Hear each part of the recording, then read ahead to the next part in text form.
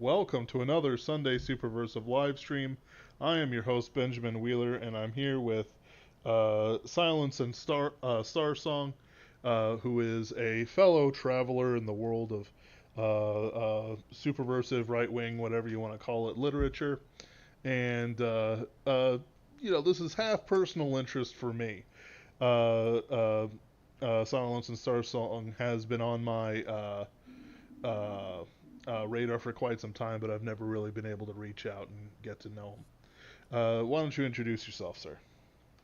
Sure. My name is Joseph Knowles. I am the editor of Silence and Starsong magazine, and we've been at it for about 2 years now, um, in kind of getting the magazine up and going.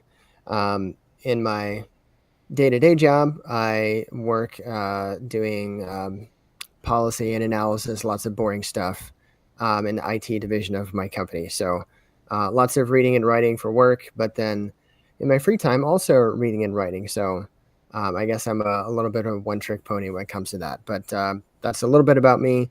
I live in Virginia, wife and 3 kids. And I guess that's it. Sure thing. Makes sense to me. Uh, so, talk a little bit about Silence and Stars song. Uh, what's up with it? What is it? What is it about? What are you hoping to do? Sure. Well, the idea actually came about in a group chat of just online only friends, and we would be talking about you know various conspiracy theories or like X Files type stuff, or maybe arguing about the Nephilim from Genesis 6, that kind of stuff. Right, right. And every once in a while, we'd say, somebody, I don't know who came up with the joke, but they said, that's another one for my novel. That's another idea for my novel, just kind of jokingly. Mm-hmm. But then one day we had the idea, we've got all these story ideas floating around. Why don't we just put some of them together and throw it up on the print on demand service, and just put it out there, see what happens? So from there, we kind of had the idea to gather interest from our circles around, and the Mm-hmm. idea was that well, I guess should back up to say one of the other big influences was um, a series of books by C.S. Lewis, maybe slightly lesser known than the Chronicles of Narnia, but it's usually referred to as the Space Trilogy. And that was another thing we'd argue about: is it the Space Trilogy or is it the Ransom Trilogy? But those Mm-hmm. kind of inspired some of these discussions. And the thought was, well, who's doing stories like that, whether it's books or short stories or YouTube series or whatever.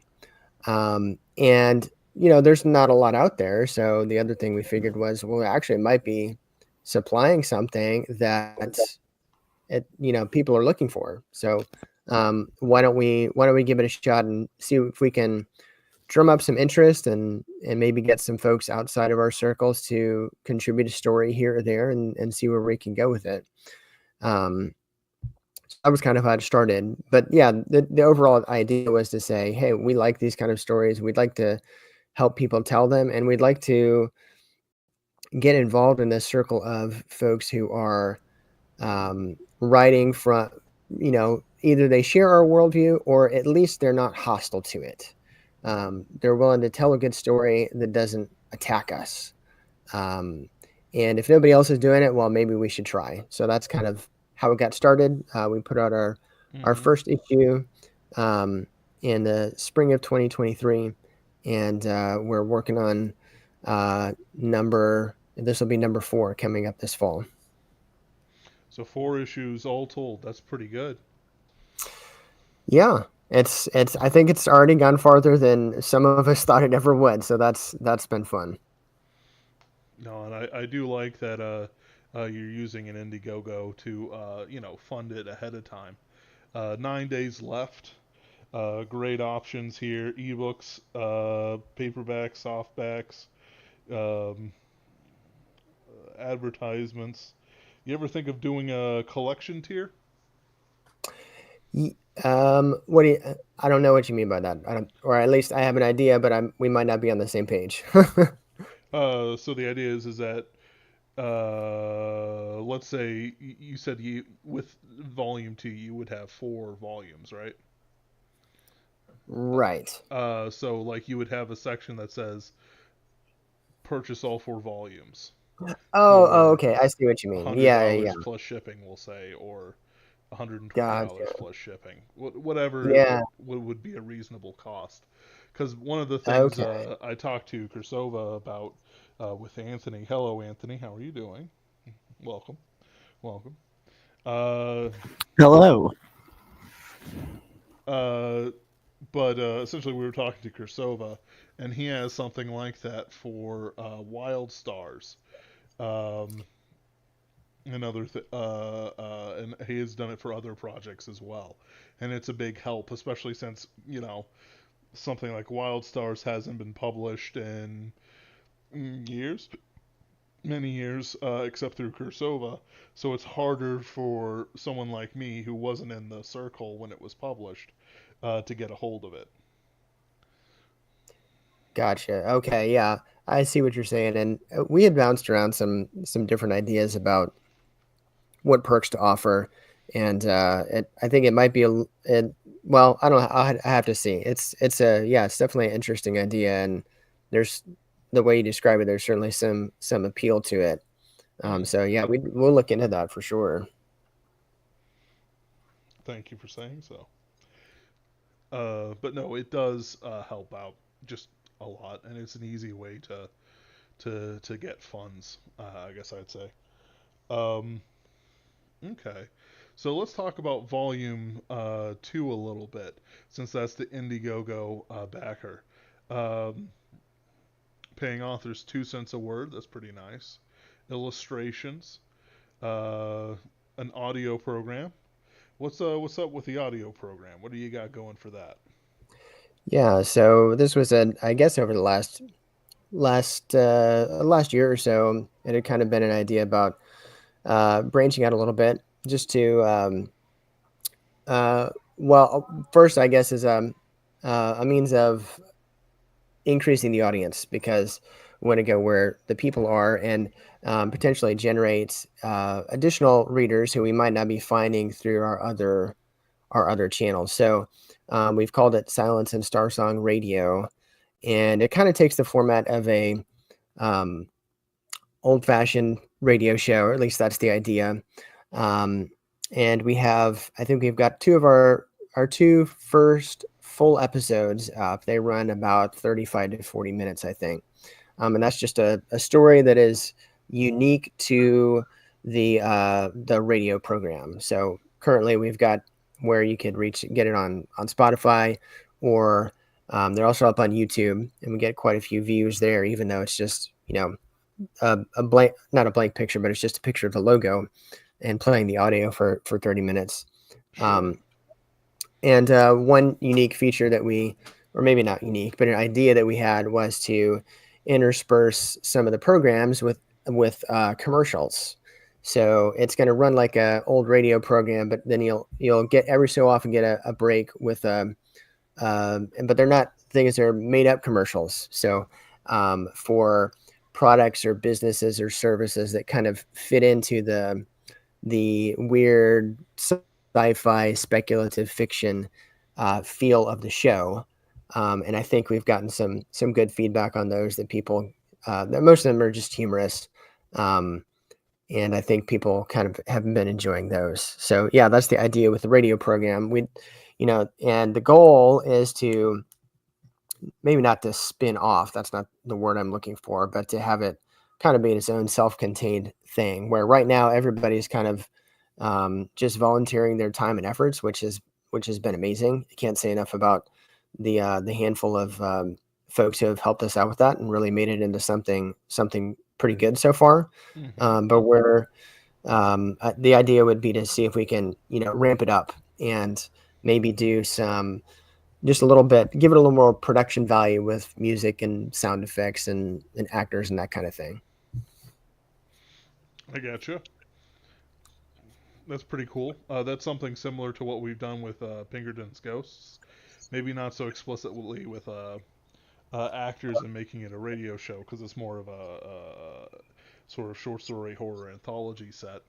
Hmm. Um, but no, we've had 1,000 views on our first one, and uh, that's somewhere around 20 to 25,000 views across all mediums.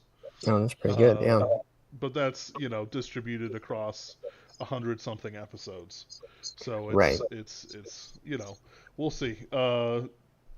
It's one of those things where it's like I got no advice for you other than to try it, and I Yeah. think Yeah. you'll be pleasantly surprised. Hmm. Um, just because there's a lot of opportunities out there, and I think that it's severely underutilized by most content creators. Because it used to be pretty big that you would go to a con and you'd hear an author read out their work, especially if it was a Hmm. famous author. But Right. frankly, most of the ones I went to were kind of bad. So Yeah. having a actual production feels better, um, all things considered. Yeah. And part of the inspiration was also a podcast that I listened to, oh, years ago now, um, called "Welcome to Night Vale." Ah, Uh, yes, if you're familiar with that, very. which which was good, and I enjoyed it, and it was fun, but it also, has a very leftward bent to a lot of things. Mm-hmm. Um, so I mean, the idea was not to replicate what they're doing, but to do something of our own that kind of pulls from some of the good elements that they had. Now, obviously, they had a recurring bit where the weather report was their musical guest or whatever it was, but they'd also have like their community calendar and those kind of things. So it was really well done. The production value was fantastic, but also like some of the stuff I could do without. Oh yeah, like when they went from having his connection with Carlos go from like obsession to actual romance. It was like, no, thank you. Yep, exactly. We're good. We don't need it. Nope. Uh, yeah. Anyway. Uh, yeah. No. I would be lying if I didn't say that Night Vale didn't inspire us here at Pinkerton's Ghosts. Less the content and more the format. Uh, Right. just because it's like having one person do it. The same with what is it called? It's a guy reading out reports from other people. Uh, the Magnus Archives. Hmm. That was also a big one. If you know that one.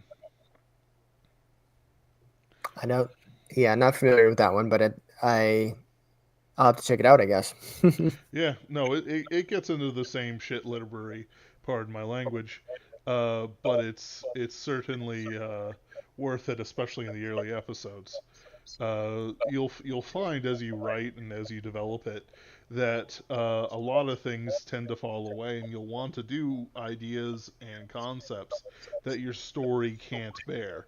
For Mm. example, a weird romance where the story doesn't really support romance, or at the very least, not in the manner described. Or in the case of the Magnus Archives, spoiler alert for stories like 200 episodes in, um, like various characters lose their core component and their core component of horror. Like there's a guy who can mold bodies with his bare hands, like flesh crafting, and he'll turn you into a donut or something. And it's like, yeah, he's just running a gym now. And it's like the apocalypse is happening, things are happening, blah blah blah, and he's just running a gym at the end of the world. And it's like, yeah, it's poignant or something. It's like, no, it's stupid. It's stupid. There's no element of horror to it, and it retroactively ruins the horror of the character, Mm. going back. So now when you hear him doing something horrible to somebody, like ripping out their thigh bones to make a drum set or whatever. It's like, no, it doesn't, it's just, okay, you got nothing. Right. Hmm. I don't want to discourage you or anything like that. I'm just, No, no, it's been, not at all. it's been stuck in my craw, and I haven't really had an ability to talk about it Sure, sure. until now. Uh, so that's the audio one. Digital copies, paperback and hardcover, contributors, advertisements, all pretty good stuff, pretty classic stuff. Um, I guess the benefit of yours is that you don't have weird stuff under your advertised under your magazine, which is kind of nice. Yes, yeah. When I was setting that up, I tried to be, give the caveat that, hey, look at our look at our submission guidelines, look at our website, and there might be some things that we are not going to advertise. Mm, Um, Kind of as a well, I wanted to kind of head that one off because earlier this year we did um, somebody we were not actually open for submissions at the time, but that never stops people from sending things in, and mm, uh, we're still at the point where we're not getting flooded with them, so it's not a big deal. But there was an author who sent us something, and I kind of skimmed it, and it wasn't it wasn't bad. It was pretty good. But mm, then I also went and looked at his author website, and I just emailed him back to say, hey, we're actually not open for submissions right now. But if you want to review our submission guidelines um, and resubmit when we're open later this year, then you certainly could do that. And after that, I think he realized that we were not we were not going to be a compatible uh, publication for him, and for I'm trying to be vague enough that I don't want to put the guy's business out there. mm.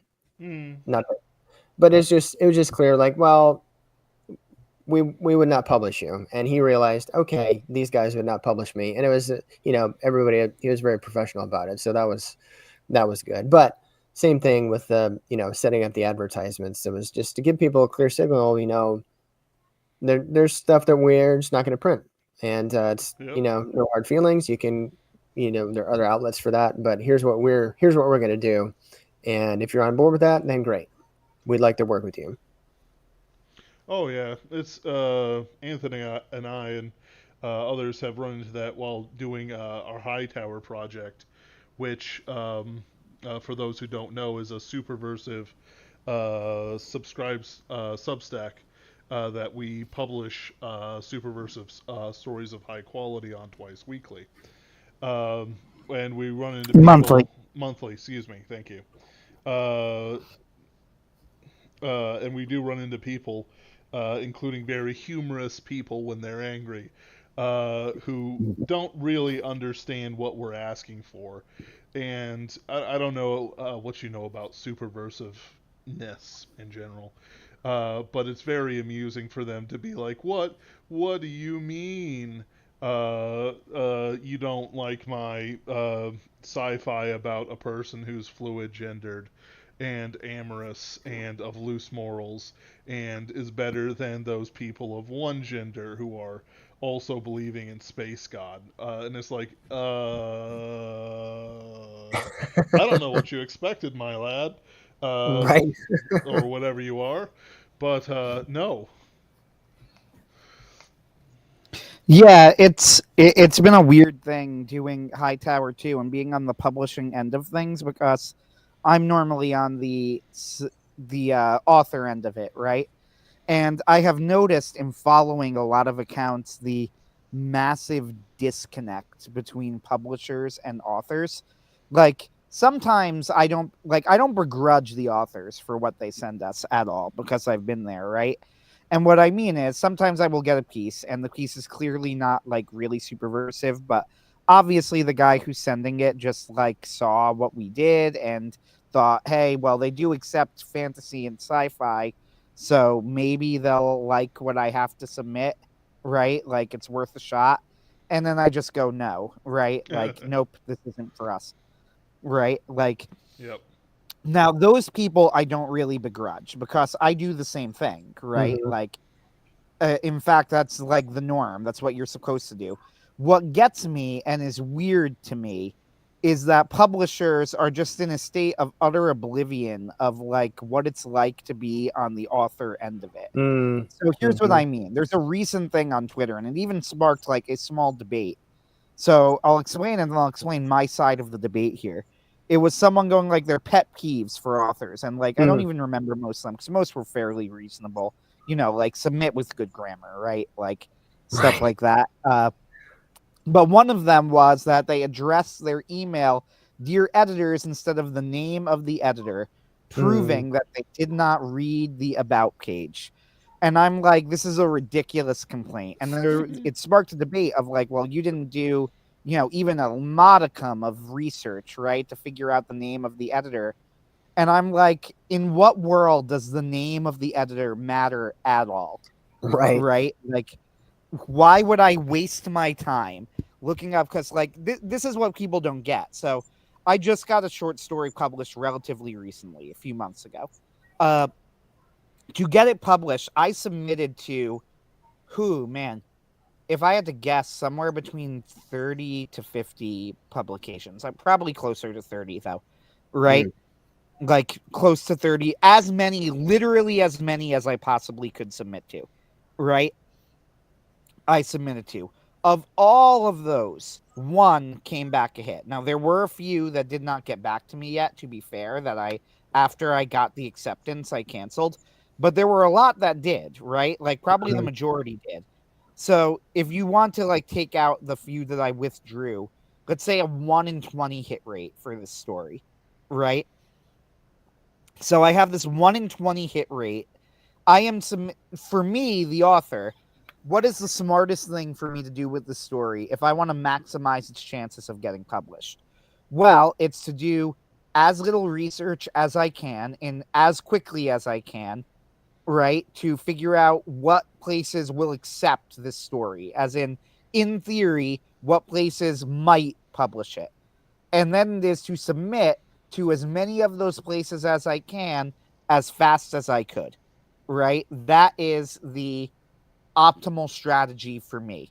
Now, in that time, a lot of places you go on their website and in the submission guidelines and they go, how will we know if we're a good fit for you? And they'll say something like, read some of our old work, right? And I'll be like, yeah, that's never, ever going to happen, Right.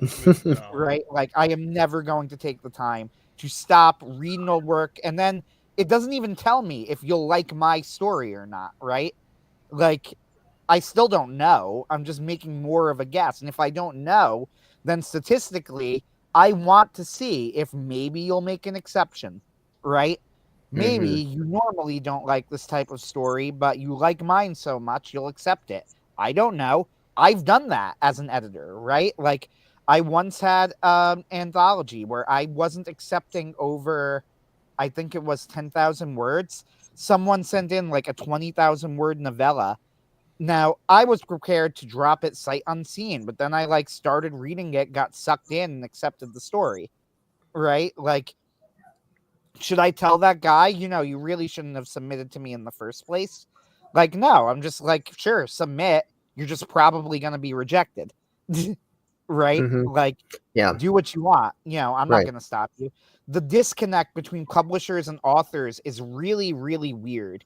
Like, publishers have this attitude of like, you should be honored to be published in us, right? Like, it's an honor that you're in our publication. When in reality, they're providing a service that we're purchasing. That's the actual relationship here, right? Right. Yeah. Like, there's no honor. There's no, like, let me rephrase that. There are certain publications where I would say that getting into it has some cachet. Man's World is one, Mm-hmm. right? Like I arguably Kursova. it's kind of on the edge to me I think of there that is. sort of publication. I think Kursova is certainly one where you know you're good if you make it. Yeah. Yeah, that's true. Well, he's And published two of even my like stories, even so though over I gotta agree with that since he's put two of mine in there. yep. And Congratulations, by the way. its reputation has gone down over the years, but I would also say like analog science fiction fact, Yeah. is As a definitely one relic. where it's like what was that? As a relic. As a relic, yes, but even then, like it's still very, very, very hard to get into. Uh, however, for the most part, like the relationship between publishers and authors is really not one where you're like, how dare you, right? Like when people say no simultaneous submissions. Now, Kursova does it, but I know why he does it. He has a very short submission window. It's literally like out of necessity because he has limited time. That's a little bit different. And he wants to make sure that like he's not wasting his time on stories that he can't accept. So when he says no simultaneous submissions, that's a little bit different. But like I know a lot of publications that say no simultaneous submissions. Well, when we started Hightower, I made a point of putting in our guidelines that we encourage simultaneous submissions, right? Because to me, this is like a no-brainer market-wise. Like we are pro author, we are pro creator at Hightower Magazine, right? Like it is not good strategy if you are an author to only submit to us. You should be submitting to as many places as you can to give your piece the best chance it can of getting published, right? Like this idea that you should be looking up the editor to greet them by name Yeah. so that they can give you the honor of reading your work. It's like, no, like if you don't want my work, then don't buy my work. But if you do like my work and you're buying my work, you're not doing me a favor, right? Like it's a business transaction. Yes. You Yes. understand? Like this is kind of my point. Like there's no, there's no respect issue here. Like just because I don't know the name of the editor, like who cares? None of that matters. This is a business transaction. If you like my story, buy it. If you don't want to buy it, don't. Like that's it. That's the extent of the relationship. And you can form more of a relationship if you want to, but you're under no obligation to because that's all I'm purchasing for this magazine, right? Right. Yeah. You made me think of a interaction with an agent just today, actually, where their advice Agents was should be illegal. right. But and I won't give their name or quote their tweet, but the gist of it was, hey, if you get an acceptance on a proposal, you should not accept that offer without first going back to all the other people that you have not got rejections from and basically letting them know that you got an offer and giving them the opportunity to make a counteroffer. The idea being, well, you don't want to limit your options. And that might be the right thing to do in some situations, but I also thought, well, in some situations, I'm not going to wait around for someone who may have been left me on red for 3, 4, 5, 6 months. I don't know, something like that. I might just take the first person that actually decides, yes, I want to buy your work, instead of, kind of coming hand in hand and to all the other people. Now, right, as a rule of thumb, right, you might do that in one situation, you might not do it in another situation, if you think you have a good shot. But just the idea that no, you must do us the courtesy of giving us, another chance. Like, well, maybe you had your chance, and if you'd been a little bit quicker, and I get that it's easy to get swamped. I'm looking at 100,000 words, 125,000 words to read, and we're still open for a couple more days. I mean, it's not a million words that Kursova is getting in a week, but we're not nearly his size yet. So I mean, there's that aspect to it. But it's like, what is your actual expectation of authors, that they're waiting by their computer, checking their email every 10 minutes to see if they got a response? Like, well, sometimes, but other times you're just, you're happy to see that yes in the inbox that yeah, I'm gonna take yes for an answer and sell my story to this person. Right. Right, exactly. Like again, going back to the last story that I just published, and I don't mean published like in the magazine. I mean that my story that got published, right? Uh, Going back to that story again, it's like the place that I got published in, it was called Variety Pack Fiction. They paid me $20 for the story. Now, I don't mind token, like some people do, and I think that goes a little far because I understand the necessity. I don't mind what's sometimes called token payments or below market rate payments for a couple of reasons. First is that I don't accept the SFWA as having the authority to set an industry standard. They don't have that authority, and I'm not part of the SFWA, would not be part of it if I could be. Uh, Yes, so like yes, and they're amen. Yes, and amen. yep, whatever they consider the industry standard is not relevant to me anyway. But even besides, even assuming I did accept it, it's also like I understand that people have limited amounts of money. I do, right? Hightower Magazine pays a token payment. We pay $10 per story and then a percent of royalties in an anthology. Uh, as long as you're upfront about it, right? Like say very clearly in advance, like this is the payment, and don't begrudge people. Like, and I wouldn't begrudge someone who go, "Hey, I got a better offer," right? Like I'm gonna move on, and I go, "Okay, Godspeed," right? Uh, so I get accepted for a story that pays $20. It's below market rate, but it's not the lowest I've seen in terms of payments, so I'm happy with this, right? Uh, I've submitted to one of the places I submitted to was Bane's Science Fiction or sorry, her Fantasy Adventure, not science fiction, Fantasy Adventure Award, right? So, uh, I booked the Fantasy Adventure Award, and or I'm sorry, I booked. Wow, I'm getting confused because we're Ben and I are going on a trip, and I'm seeing messages from people that are talking about the trip in the background popping up on my screen, and it's making its way into my vocabulary as I speak. It's like driving me slowly insane. Uh, the madness is encroaching. Anyway, it's Ben's fault. It is. Anyway, yeah.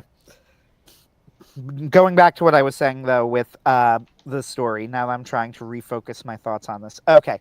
So the point that I was trying to make with the payment is that I'm okay with token payments as long as you make it clear in advance and you don't begrudge people for taking a higher payment. But I had the story submitted in Bane's Fantasy Adventure Award. It's like yearly. I had looked at past winners, and I'm like, seeing the past winners, I do think I probably have a shot at this award. Like maybe, at the very least, You in certainly my have a own shot with judgment, that award.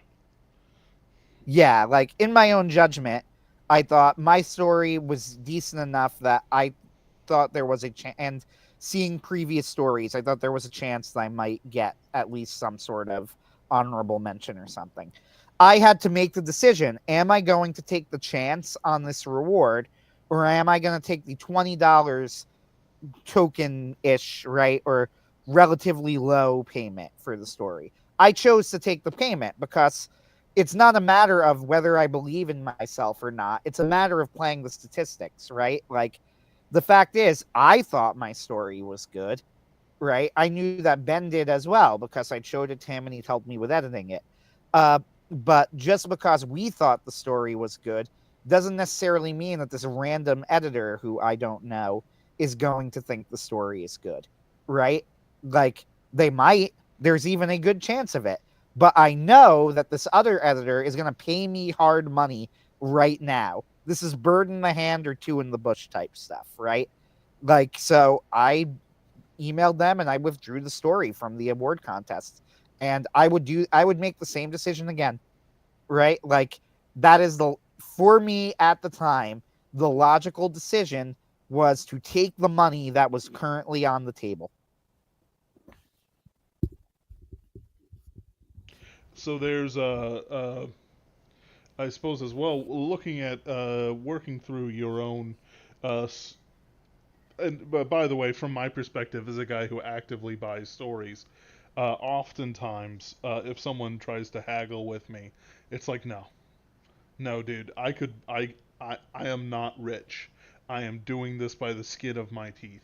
Hmm. Sure, we're on a trip and we're on vacation, but I paid for that vacation, a very long time ago and in payments.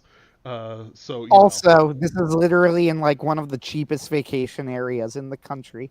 Yep, yep. So it's like that, but it's. But why don't you tell us a bit about the stories you've bought so far?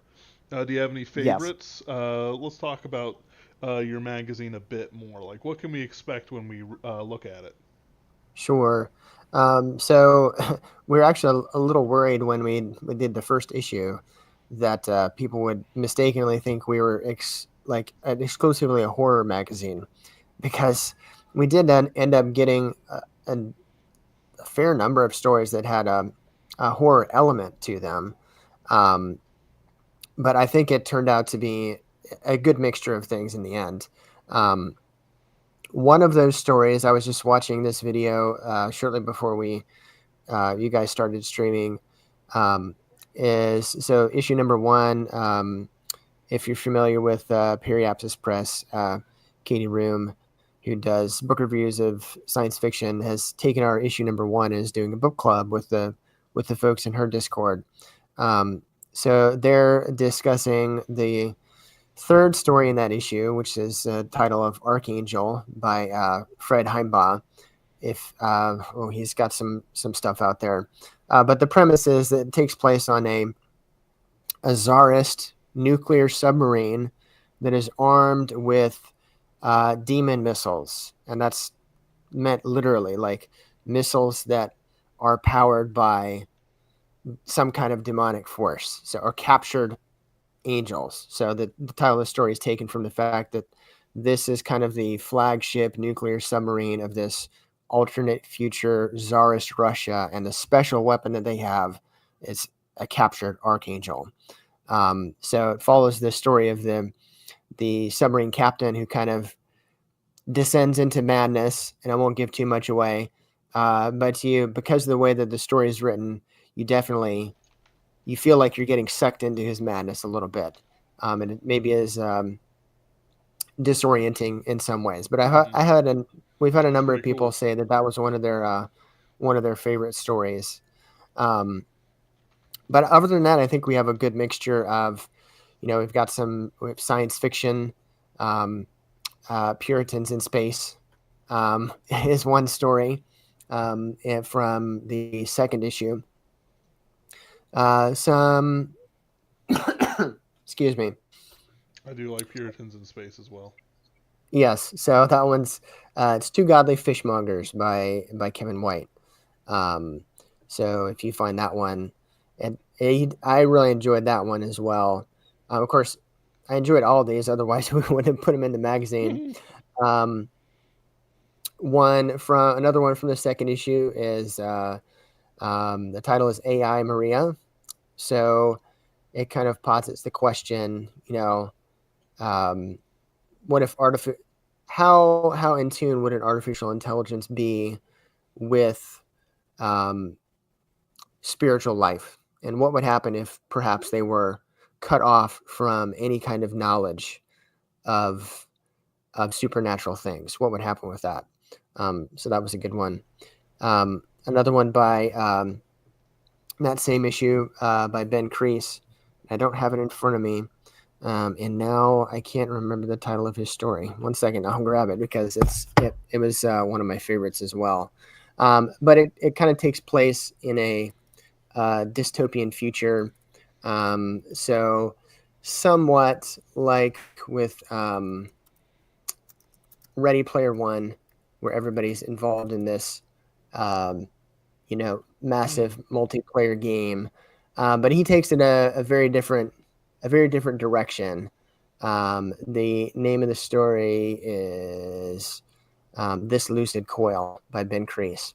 And if you actually look him up on YouTube, you can find him reading a little excerpt from that story. And the Ooh, tagline we came up with was, "When technology lets us have it all, will we recognize all the things that we lose?" So it asks some, ooh, that's pretty good. yeah, it's got some deep questions. Um, we've got a I think we have a story by Jason McHuston in our all three of our first three issues. So we've got a kind of a swashbuckler with horror elements in issue number one. In issue number two, he gave us more of a traditional sci-fi called Wigner's Friend, and it has um, the space station cop kind of story. But he ends up um, encountering something that he definitely didn't expect. And then in issue number three, Jason actually wrote a western, and I think we put that one. I think that was the lead story in issue number three. Yeah, the Cross of Saragossa.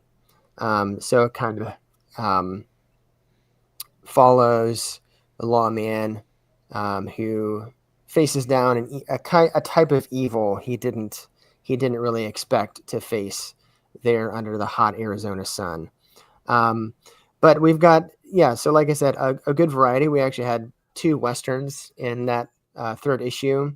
We've got one that's kind of like a secret history, where a history student uncovers the curious letter of Alexander Hamilton. That's the title of the story. We had one, the Sycamore Knight, in issue number three, that really you'd have to classify it as a fairy tale, which we hadn't printed, and I don't think we had really thought down that road too far, but it definitely fits in that fairy tale mode.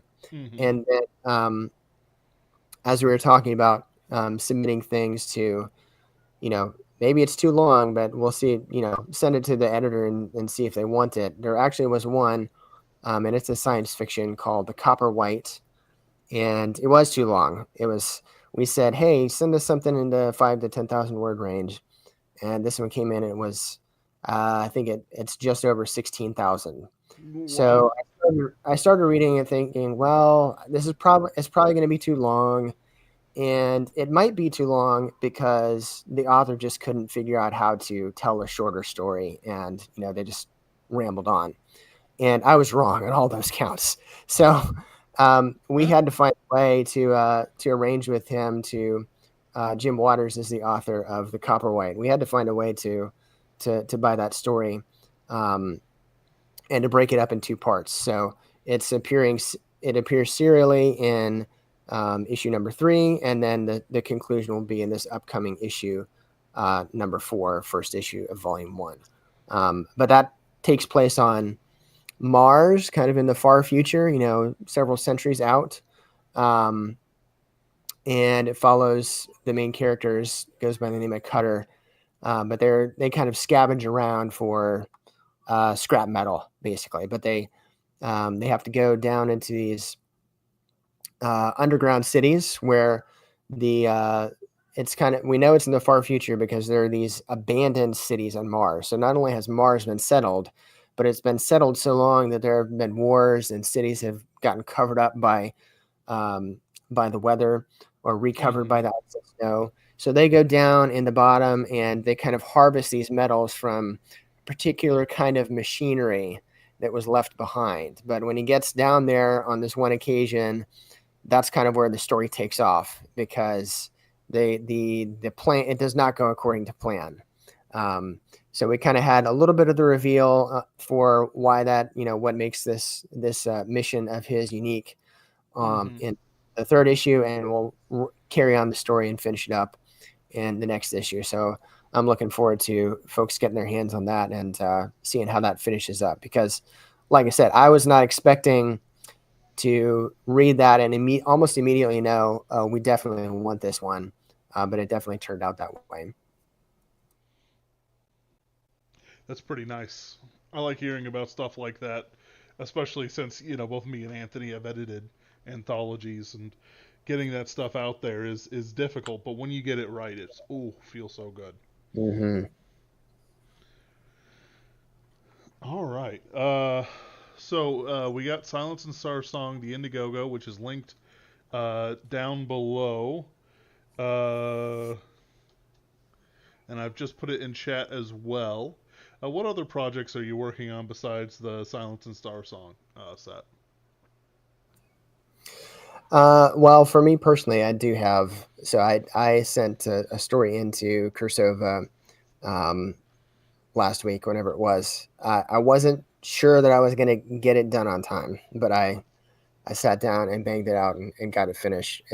Oh, And then don't feel anything about that. I sent mine in with like 5 minutes to spare, and he's almost guaranteed to not like it because the only thing I had that was professionally edited was a vampire story, and he doesn't publish those. So we'll just see how yeah, that goes. yeah. This one is. It's not. The last two that I've sent him have been like weird westerns, and this is totally different. And also, I experimented a little bit with the format, so we'll see how it goes. But I enjoyed writing it, and like I said, uh, let him read it and decide. So I have various unfinished stories that story ideas that are bouncing around.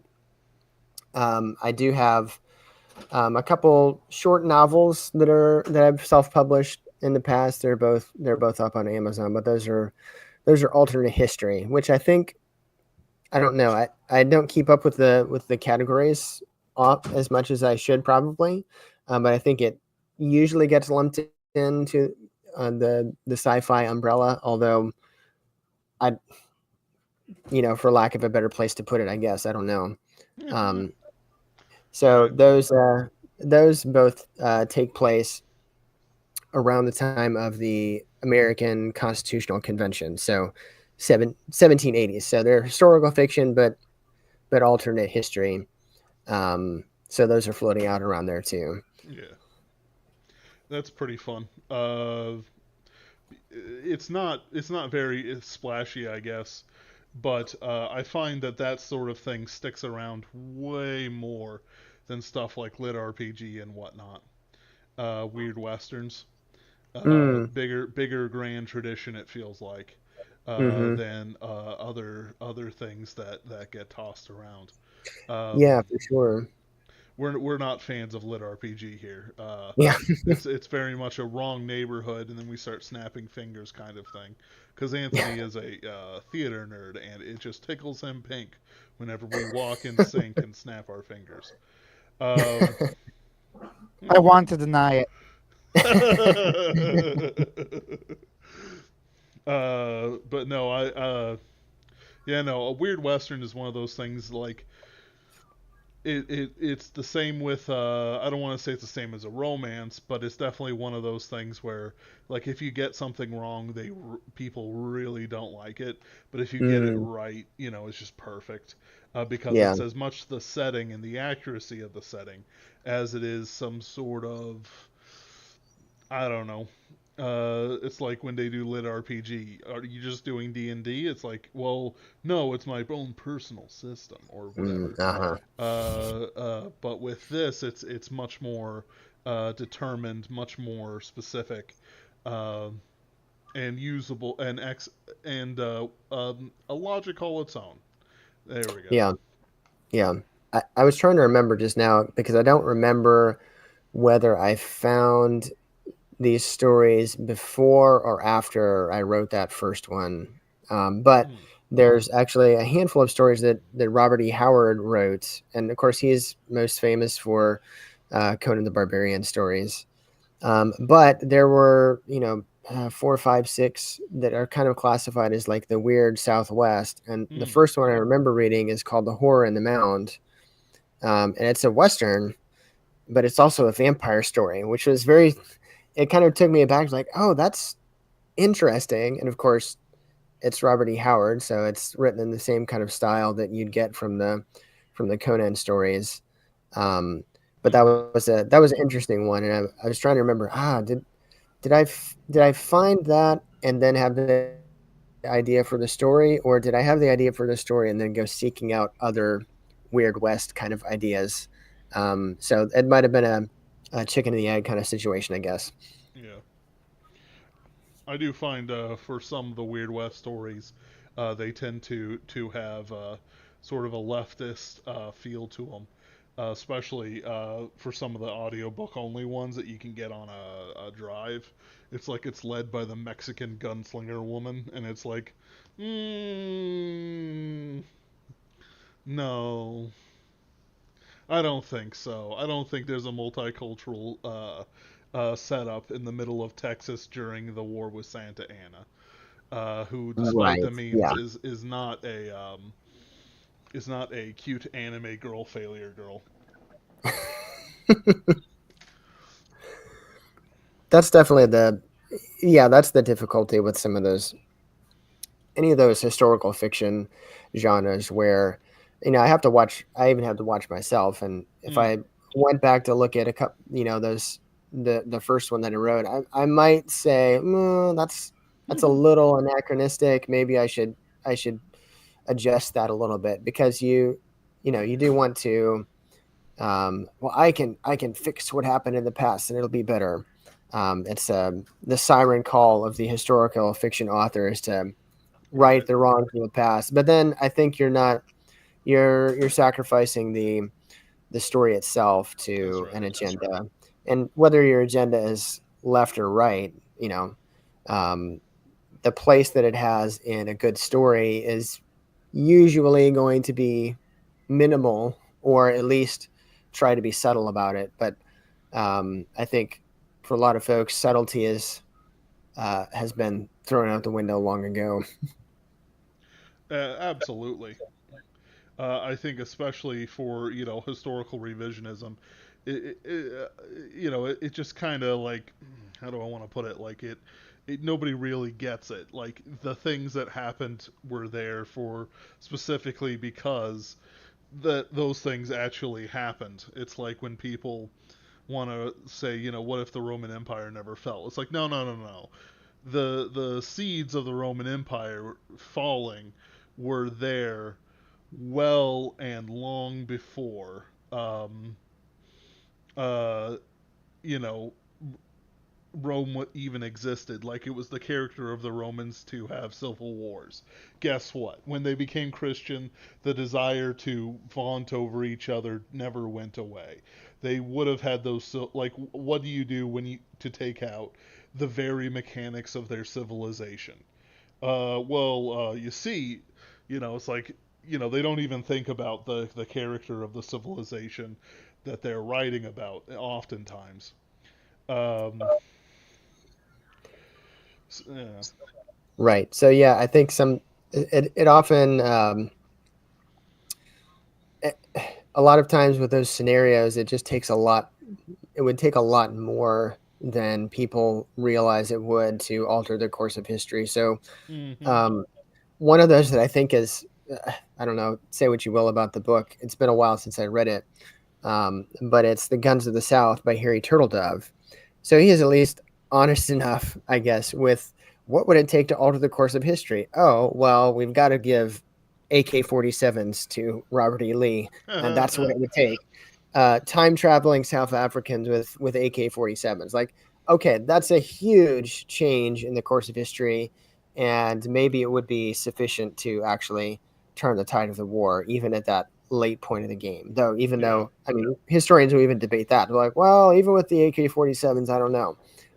But that's at least an honest approach to it to say, yes, I am taking this wheel and I'm yanking it to the left so we can go on a different pathway, as opposed to, I guess, the butterfly effect is probably more popular. Well, if we just, if we change this one little thing, then, the for want of a nail type right. scenario too. It's like, what if Stonewall Jackson didn't die? It's like, well, okay, Robert E. Lee would have had one more good general, to help him surrender. Right. Um, and don't get me wrong, I am a Robert E. Lee respecter, as I am of all great Christian commanders of our country's glorious history. But the idea that it's like one little change could change everything, it's like absolutely not. You are like the especially for things like one general surviving or whatever. Hmm. It's like what are you expecting to do? Belisarius and Justinian. What if Justinian didn't have his ambition? Well, guess what? He wouldn't be Justinian. Right. Yep. Like you know you're stuck with what you got. Um, oh well. I don't write historical revisionism for a reason. I prefer it like the Indiana Jones style, where it's parallel Mm, to real events, but unrelated to real events. You're never going to hear this real history. yes. Um, except now we have to figure out where the Grail is in the Southwest United States and Right. everything else. Area 51. Yeah. And that's the kind of fiction I guess we both kind of like. It's Yeah. and publish, which I appreciate. Yes. Well, I only, no offense to you, but I only really wanted to spend about an hour on this, and we're heading on that limit. Yep. Is there anything else you'd like to promote while you're still here? No, I don't think so. I mean, everything else is, you probably can find it on the website, which is just silenceandstarsong.com. Or, I try to keep pretty active on Twitter at Silent Starsong. And other than that, you can find the magazine Twitter account. You can find my own personal Twitter account through there, and that's kind of how folks can find out more if they're interested. Sounds great. Do look forward to hearing from your product, and I will be supporting your products as well when I'm on a safer internet connection. Yeah. Uh, so, do support Silence and Star Song. They are on our side of things. Remember, you get what you support, and not supporting our friends, while not necessarily supporting our enemies, certainly puts us at a steeper hill than our enemies, who, of course, sell their souls for every advantage. And yet are never satisfied and can never bring the quality that even the least of us can bring. Thank you, and good night.